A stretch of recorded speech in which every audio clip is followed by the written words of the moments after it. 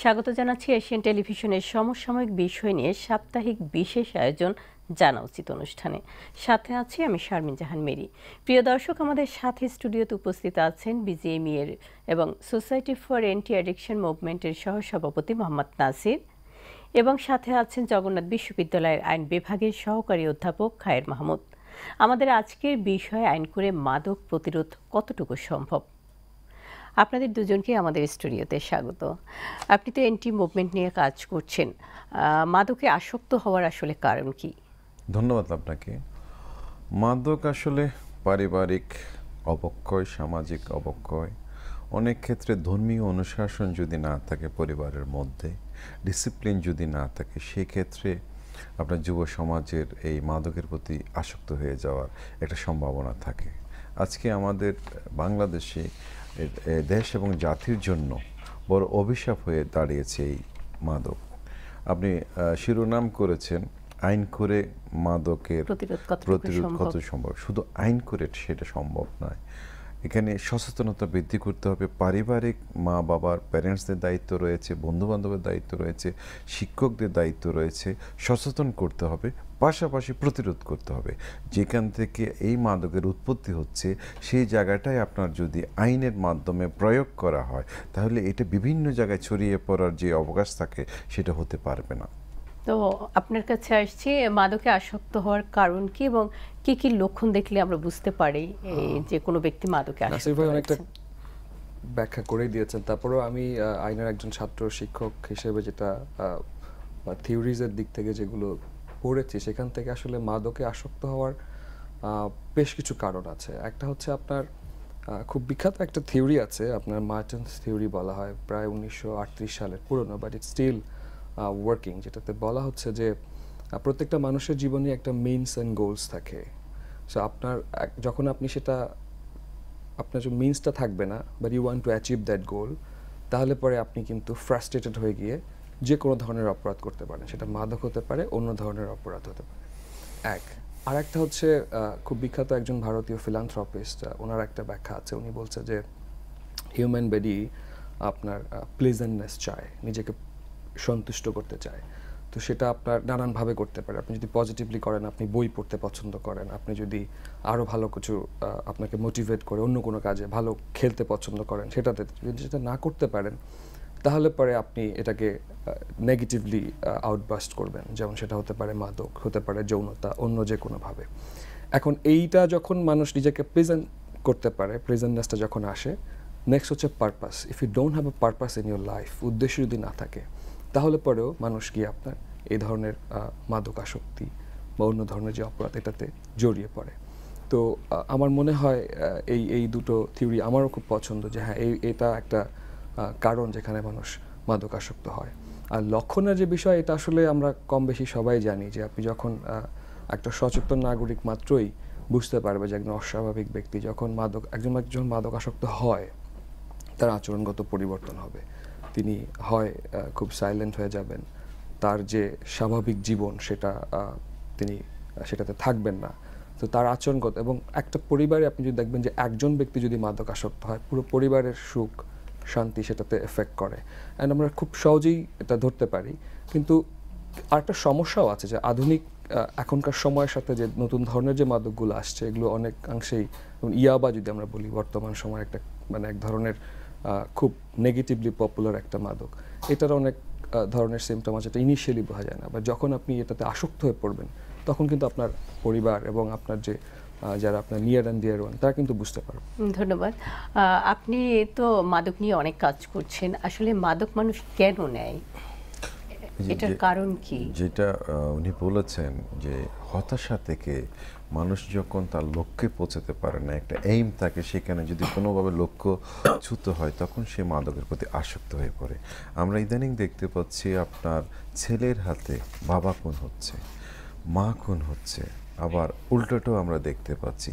এই যে অবক্ষয়টা, সেখান থেকে ফিরাতে হলে যে বিষয়গুলো আমাদের নজর দিতে হবে, আমাদের সন্তানদেরকে আপনার সচেতন করতে হবে, বাবা মাদের দায়িত্ব এখানে অনেক বেশি, তারপরে সমাজের দায়িত্ব রয়েছে, তারপরে শিক্ষকদের দায়িত্ব রয়েছে। এই জায়গাটায় যদি আমরা দৃষ্টিপাত না করি তাহলে আজকে আমাদের যে ডেমোগ্রাফিক ডিভিডেন্ড যেটা রয়েছে, আমাদের জনসংখ্যার ম্যাক্সিমাম লোক কিন্তু কর্মক্ষম। এই কর্মক্ষম লোকগুলো যখন ড্রাগের প্রতি আসক্ত হয়ে যাবে তখন কিন্তু সে কর্মে অক্ষম হয়ে যাবে, সে হারিয়ে ফেলবে, সে জাতির সমাজের সম্পদ না হয়ে বোঝা হিসেবে পরিগণিত হবে। আমরা কি দেখতে পাই, আপনার যদি একটা পরিবারে কেউ যদি মাদকাসক্ত হয় তখন তার জন্য একটা বড় বোঝা হয়ে দাঁড়ায় ওই পরিবারের জন্য। তাদের যে উন্নতিতে এগিয়ে যাওয়ার জন্য পরিবারটা অনেক পিছিয়ে যেতে থাকে, তারা সমাজের কাছে অনেক দুর্নামের ভাগিদার হতে হয়। আপনার মানসিক ক্ষতি হয়, শারীরিক ক্ষতি হয়, পারিবারিক ক্ষতি হয়, সামাজিক ক্ষতি হয়, বিশেষ করে আর্থিক ক্ষতি হয়। এই সামাজিক অবক্ষয় থেকে রক্ষার জন্য আমাদের রাষ্ট্রীয়ভাবে যে উদ্যোগ গ্রহণ করা হয়েছে, আইনের কথা বলা হচ্ছে, কিন্তু আইনের যথার্থ প্রয়োগ আমরা এখনও কিছু সময় দেখি, কিছু সময় দেখি না। যেই জায়গাটা ইয়াবার কথা উনি বলেছেন, আজকে এটা একটা ক্যান্সার হিসেবে রূপ নিয়েছে ইয়াবাটা সারা দেশের মধ্যে। স্বল্প টাকায় কিন্তু এটা গ্রামে গঞ্জে পর্যন্ত বিস্তার লাভ করেছে। সেখান থেকে আমাদের যুব সমাজকে উদ্ধার করতে হবে, সচেতন করতে হবে। প্রাথমিকভাবে যদি কাউকে মনে হয় যে সে আসক্ত হয়েছে, মাদকাসক্ত হয়েছে, যত দ্রুত তাকে নিরাময় কেন্দ্রে নিয়ে যাওয়া যায়, তাকে রিহেবিলিট করা হয়, তাহলে কিন্তু সে ফিরে আসতে পারবে। এই জায়গাটায় সামাজিক দায়িত্ব, পারিবারিক দায়িত্ব, শিক্ষকদের দায়িত্ব। মাদক সমস্যা নিয়ে আরও প্রশ্ন থাকছে বিরতির পর, আমরা একটা বিরতি নিয়ে আসছি। জানা উচিত অনুষ্ঠানে পর্যায়ে নিচ্ছি ছোট্ট একটা বিরতি, ফিরছি একটু পর আমাদের সাথে।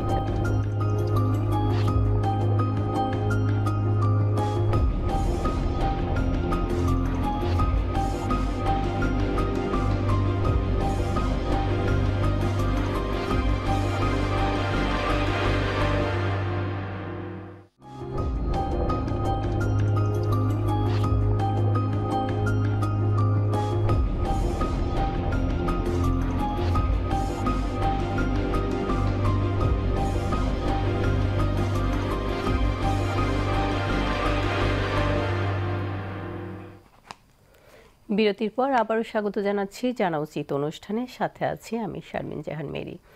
তো আমরা আলোচনা করছিলাম যে আইন করে কি আসলে মাদক নিয়ন্ত্রণ সম্ভব। আপনি একজন আইনের শিক্ষক হিসেবে মাদক দ্রব্য নিয়ন্ত্রণ আইন 2090-এ ছিল, সেই আইন আবার 2018-তে নতুন করে সংশোধন করা হয়েছে। এর মধ্যে তফাৎ কি, এবং 2018-র যে আইন, যে বিধান রাখা হয়েছে শাস্তির মাদক দ্রব্যের, এটা কতটুকু প্রযোজ্য আপনার মতে ব্যাখ্যা?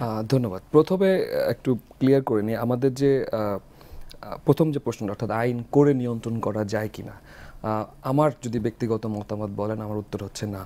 আইন করে, কঠোর আইন করে আসলে বিষয়টা, মাদক এমনই একটা বিষয়, এটাকে আপনার সামাজিক সমন্বিত কোনো অ্যাপ্রোচ ছাড়া আপনি এটাকে সমূল উৎপাদন করতে পারবেন না। এ ব্যাখ্যা আমি একটু পরে আসছি। আমাদের যে আইন, হ্যাঁ, আমাদের অত্যন্ত কঠোর একটা আইন আছে, যেটা আমাদের মতো ওভার পপুলেটেড দেশে আমরা সবসময় মনে করি যে প্রচণ্ড শক্তিশালী সর্বোচ্চ শাস্তির আইন থাকতে হবে। সে ধরনের একটা হেভিওয়েট আইন আমাদের আছে, এবং 90 সালের আইনটার সাথে 2018 আইনের তেমন কোনো পার্থক্য নেই। যে জায়গাটাতে পার্থক্য, সেটা একটা আপনার নতুন মাদকের শাস্তি যেটা আমরা বলছি সেটা আসছে, যে ইয়াবা, যেটা আগে ছিল না, 200 গ্রামের বেশি ইয়াবা যদি কারো কাছে কোনোভাবে পাওয়া যায়, সে ব্যবসা করছে, সেবন করছে বা এরকম করছে, তাহলে তার শাস্তি মৃত্যুদণ্ড পর্যন্ত আছে। আরেকটা যেটা আছে সেটা হচ্ছে যে এই আইনটাতেই প্রথম, যেটা আগে বাংলাদেশের অনেক অন্য স্পেশাল আইনে ছিল না, যে ডিজিটাল এভিডেন্সের ব্যবহার, অর্থাৎ কেউ যদি কোনো মোবাইলে রেকর্ডস করে, কোনো ধরনের এ ধরনের কোনো ছবি তুলে, সেটাকে এভিডেন্স হিসেবে ব্যবহার করা যায়। আমাদের সাক্ষ্য আইন 1872-এ কিন্তু এটা ব্যবহার করা নাই, এ ধরনের সুযোগ নেই, এই আইনটাতে আছে। এবং এটাকে যেটা বললাম যে কঠিনতর করা হয়েছে, মোস্টলি অজামিনযোগ্য যেটাকে বলা হয়, যে আপনার নন বেইলেবল, শুধু স্পেসিফিক ছোট দু একটা গ্রাউন্ডে বলা হয়েছে, যদি বিকলাঙ্গ হয় বা সন্তান সম্ভবা নারী হয়, তাহলে তাকে জামিন দেওয়া যাবে। কঠোর প্রয়োগের যে বিষয়টা, প্রয়োগটা আসলে এক্সিকিউশনটা তো অনেক কিছুর সাথে জড়িত। আইন আছে আপনার, আপনি প্রয়োগ করবেন, এখন প্রয়োগে যারা আছে, সেই এক্সিকিউটিভের যে অংশটা প্রয়োগ করে, তাদের মধ্যে নানান ধরনের অবহেলা, তাদের জড়িয়ে পড়া মাদকের সাথে, এই ধরনের বিষয়। এবং অধিকাংশ সময় দেখবেন যে মাদক আরেক, যেটা আমাদের দেশে আদালতে প্রমাণ করতে ব্যর্থ হয় বা জামিন পেয়ে যায়, তার একটা কারণ হচ্ছে অতিরঞ্জিত করা। আমাদের দেশে যারা মামলা তৈরি করেন, তাদের এক ধরনের ম্যাল প্র্যাকটিস আছে যেটা না তার চেয়ে বেশি অতিরঞ্জন করে, তাহলে পরে কি হয়, আপনাকে এটা কিন্তু কোর্টে প্রমাণ করতে হবে।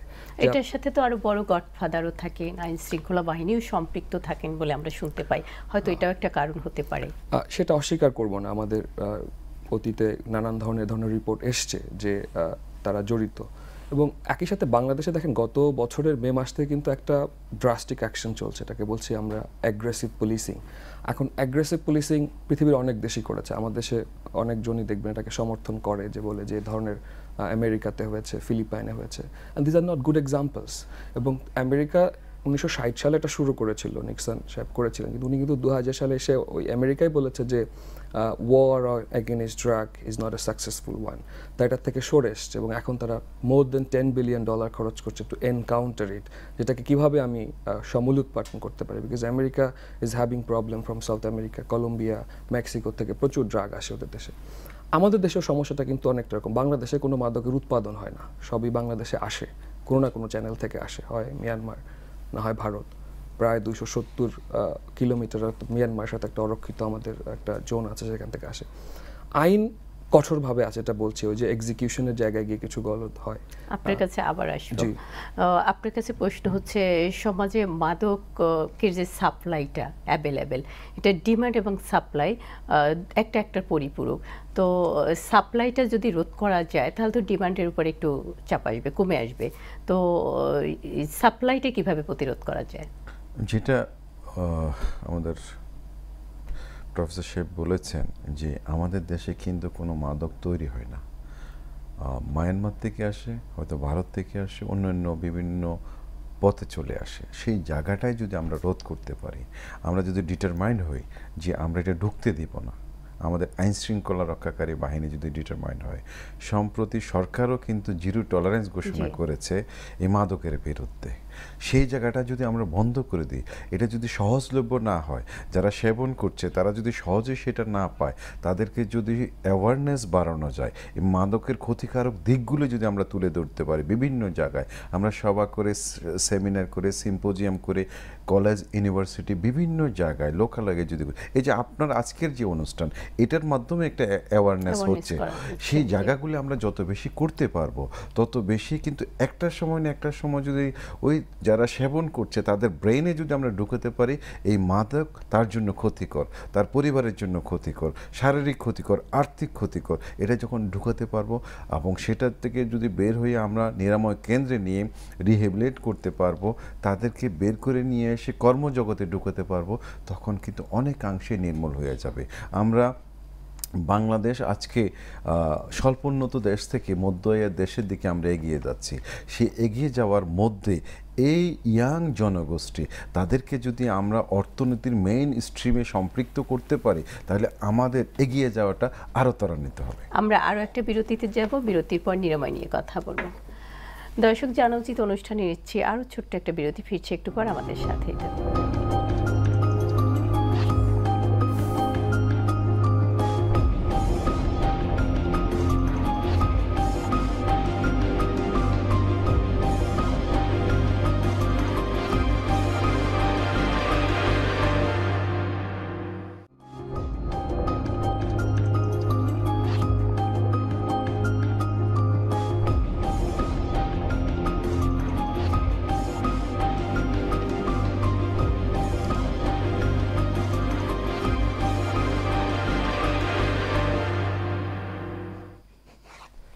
বিরতির পর আবারও স্বাগত জানাচ্ছি জানা উচিত অনুষ্ঠানে, সাথে আছি আমি শারমিন জাহান মেরি। তো আপনার কাছে আবার প্রশ্ন, পর্যাপ্ত নিরাময় কেন্দ্র থাকা সত্ত্বেও নিরাময় কেন্দ্রে জায়গা হচ্ছে না, আমরা শুনতে পাই। আবার নিরাময় কেন্দ্রে মাদকাসক্ত ব্যক্তি গেলে শুনতে পাই যে আবার সে পুনরায় মাদকে আসক্ত হয়েছে। আসলে এটা দেখার দায়িত্ব কার? অনেকগুলো নিরাময় কেন্দ্র আছে, নামে নিরাময় কেন্দ্র, সেই জায়গাটাতে যদি আপনি কোয়ালিটি যদি নিরাময় কেন্দ্র না থাকে, সেখানেও যদি বিভিন্ন উপায়ে যদি তাদেরকে মাদকের ব্যবস্থা করে দেওয়া হয়, সেটা ইহজন্মে কোনো দিন আপনার তারা ওখান থেকে বিরত হবে না। তাদেরকে রিয়েল যে মাদক নিরাময় কেন্দ্র, সেই রকম নিরাময় কেন্দ্রগুলি আমাদের এখানে গড়ে তুলতে হবে। আর সবচেয়ে যে জিনিসটাকে আমি জোর দিব সেটা হলো অ্যাওয়ারনেস সচেতনতা বৃদ্ধি করা ছাড়া আপনি জোর করে তাকে কখনো বিরত করতে পারবেন না। আমরা আলোচিত একটা ঘটনা সবাই জানি, অ্যাওয়ারনেস করার মূল দায়িত্ব কার? আসলে আমরা তো করছি, মূল দায়িত্ব হলো প্রথমে তো পরিবার। আমার সন্তান কোথায় যাচ্ছে, কয়টায় বাসায় ফিরছে, তার লক্ষণ কি, চালচলন কি, আমি প্রথমে দেখব। এরপরে সমাজের দায়িত্ব রয়েছে, এরপরে রাষ্ট্রের দায়িত্ব রয়েছে, এরপরে কলেজ ইউনিভার্সিটি যারা শিক্ষক রয়েছেন তাদের দায়িত্ব রয়েছে। কারো না কারো চোখে তো পড়বেই এই ছেলেটা এরকম অ্যাবনর্মাল আচরণ কেন করছে। যখনই কারো চোখে সেটা পড়বে, সেটা যদি আমরা পরিবারকে অবহিত করি, আমরা শিক্ষক হিসেবে যদি ওই স্টুডেন্টকে আমরা তাকে উদ্বুদ্ধ করি তুমি এটা ভালো পথে যাচ্ছ না, সেই অ্যাওয়ারনেসটা আমাদের জন্য সবচেয়ে বেশি প্রয়োজন। সম্মিলিতভাবে সবার দায়িত্ব রয়েছে। তো আপনার কাছে আবার আসবো, আপনি একজন আইনের টিচার হিসেবে আইন করে মাদক নিয়ন্ত্রণ কতটুকু সম্ভব এই সম্পর্কে ছোট করে বলবেন, উপদেশগুলো কি? আমি একটু আগেই উল্লেখ করেছিলাম যে আমার ব্যক্তিগত মতামতের জায়গা থেকে বলবো যে আইন করে আসলে কঠোরতম আইন আপনি করতে পারেন, বাট রেজাল্টটা টেম্পোরারি, আপনি লং রানে কোনো বড় সমাধান পাবেন না। তাহলে কিভাবে পাবেন? সফল দেশগুলোর উদাহরণ আপনি যদি দেখেন, আপনি দেখেন যে ইউরোপ, তারা কিন্তু ড্রাগকে পেনালাইজ করে না, কিন্তু তাহলে পরে তারা কি করেছে? এটার জন্য একটা হোলিস্টিক অ্যাপ্রোচ আপনাকে লাগবে। আপনি কঠোর শাস্তি অনেক সময় ভেঞ্জেন্সের জন্ম দেয়, প্রতিহিংসার জন্ম দেয়। প্রতিহিংসা আর একটা অপরাধ। সো যেটা আমি বলতে চাচ্ছিলাম যে অপরাধ থেকে আরেকটা অপরাধ করানোর সুযোগ করতে না দেওয়া। হোলিস্টিক অ্যাপ্রোচটাকে, হোলিস্টিক অ্যাপ্রোচ হচ্ছে আপনাকে you have to repair the harm. আপনার যে ক্ষতিটা হচ্ছে সেটাকে আপনাকে রিপেয়ার করতে হবে। সো আপনাকে ওই যেটা উনি বললেন যে পরিবার, সমন্বিত উদ্যোগ, যে আপনার একটা, যে আমি একজন শিক্ষক হিসেবে আমার জায়গা থেকে আমি একদিন আগের একটা নিউজ দেখছিলাম, রাজশাহী ইউনিভার্সিটির 2 জন শিক্ষার্থী অতিরিক্ত মদ্যপানে মারা গেছেন। আমি একজন সাবেক শিক্ষক হিসেবে Rajshahi University, I feel so bad. আমি আইনের শিক্ষক ছিলাম, সেই জায়গাতে আমি দেখছি যে আমার তো তাহলে কিছু করার ছিল। আমি ক্লাসরুমে কি তাদেরকে কখনো বলেছি? প্রত্যেকটা জায়গায় আপনি দেখবেন যে যারা আমাদের দেশে সম্মানিত মাওলানা সাহেবরা আছেন, যখন কথা বলেন ওনারা কিন্তু মাদক নিয়ে সচেতনতার জায়গা করেন, কিন্তু ওনারা হয়তো এর যে শারীরিক যে ক্ষতি সে জায়গাটা হয়তো অনেকটা তুলে ধরতে পারেন না। এই জায়গাটাতে আমার যেটা মনে হয় যে আইনের বাইরে গিয়েও আপনাকে, মাদক দ্রব্য অধিদপ্তর আছে, তারা টিভিসি তৈরি করতে পারে, বিজ্ঞাপন তৈরি করতে পারে, ভিডিও চিত্র দেখাতে পারে। সবচেয়ে গুরুত্বপূর্ণ আমি যেটা বলবো যে আপনাকে স্কুল, কলেজ এবং ইউনিভার্সিটি, তাদেরকে টার্গেট করে আপনাকে কাজ করতে হবে। তাদের বিনোদন, তাদের রিক্রিয়েশনের জায়গা তৈরি করতে হবে, তারা যেন হতাশাগ্রস্ত না হয়। সেটার জন্য কিন্তু আইনের কোনো কঠোর কিছুর দরকার নেই। যে ইউরোপের উদাহরণ দিচ্ছিলাম, তারা কঠোর শাস্তিতে যায়নি, তারা বিষয়টাকে কি হয় দেখেন, ওরা যেটা করেছে এটা আমাদের পক্ষে অনেকটা সম্ভব না সামাজিক এবং ধর্মীয় কারণে। ওরা বলেছে এটাকে প্যারালাইজ না করতে। তারপরে কি হবে, যারা মাদক গ্রহণ করবে তাদেরকে ওরা পিক করতে পারবে যে এই ব্যক্তিটা মাদক গ্রহণ করছে। আপনাকে ধন্যবাদ। আপনার কাছে মানে মন্তব্য, এক কথায় মাদক প্রতিরোধে আপনার মন্তব্য। মাদক প্রতিরোধে প্রথম মন্তব্য আমি আগেই বলেছি, যে জায়গাটা থেকে এই মাদকটা বিভিন্ন পয়েন্টে আসছে, আমরা এখনো চাইলে আমাদের আইন শৃঙ্খলা রক্ষাকারী বাহিনী, আমাদের বিভিন্ন জনপ্রতিনিধি যদি চায়, সদিচ্ছা থাকে, কিন্তু 50% কমে যাবে একদিনেই যদি আমরা ওই জায়গাটা বন্ধ করে দিই। সেকেন্ড থিং হলো এই যে সচেতনতা বৃদ্ধি করা, পারিবারিকভাবে, সামাজিকভাবে, রাষ্ট্রীয়ভাবে, এবং এই সামাজিক যে নিরাময় কেন্দ্রগুলো আপ টু মার্ক গড়ে তোলা, কোয়ালিটি নিরাময় কেন্দ্র হিসেবে গড়ে তুললে, বিশেষ করে আমরা দেখতে পাচ্ছি এখন যুব সমাজের মধ্যে হতাশাগ্রস্ত হওয়ার সম্ভাবনা খুব বেশি। সেই জায়গাটায় আমাদেরকে নজর দিতে হবে। আমাদের পরিবার। ধন্যবাদ আপনাদের দুজনকে। আমরা অনুষ্ঠানের শেষ পর্যায়ে চলে এসেছি। প্রিয় দর্শক, আমরা অনুষ্ঠানের শেষ পর্যায়ে চলে এসেছি। আশা করি আজকের অনুষ্ঠান ভালো লেগেছে, আপনারা উপকৃত হয়েছেন। দর্শক, মাদক সন্ত্রাস ও মানসিক স্বাস্থ্য সংক্রান্ত যে কোনো সমস্যা এবং সমস্যার সমাধান বিষয় এবং অনুষ্ঠান সম্পর্কে আপনার মতামত জানাতে ভিজিট করুন আমাদের ফেসবুক পেজে www.facebook/জানাউচিত এই ঠিকানায়। দেখা হবে পরবর্তী পর্বে একই দিন একই সময়। আশা করি সে পর্যন্ত সুস্থ ও সুন্দর থাকুন। শুভেচ্ছা সবাইকে।